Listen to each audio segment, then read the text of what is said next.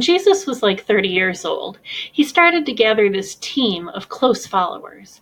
And they would go around the countryside telling people what it's like when God rules the world. Well, it came time for this annual religious festival. So they went up to Jerusalem for the festival, and when they got there, they went into the temple. The temple was filled with livestock.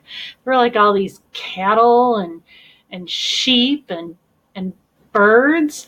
So Jesus grabs a rope and he makes a whip out of it, and he chases all the animals and all the people that were selling them out of the temple. And then he goes over to this table because there's these people that are changing money.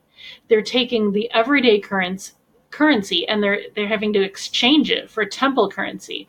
So Jesus chases those guys out, and then he flips over the table and money just went flying all over the place.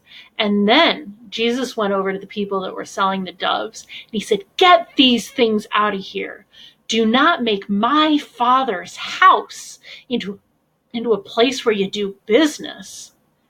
So there were these religious leaders, and they heard what was going on. So they came over and they confronted Jesus. And they're like, "Who gave you the right to do this? Whose authority are you doing this by? And if you say you're doing this with God's authority, well, then you better do a miraculous sign to back it up." And Jesus was like, "Okay, tear this temple down, and in 3 days, I will raise it up." And they're like, "Pfft. It took our ancestors years to build this temple. No way could you raise it up in 3 days." So throughout the rest of this religious festival, Jesus was going around and he's doing all these miraculous things.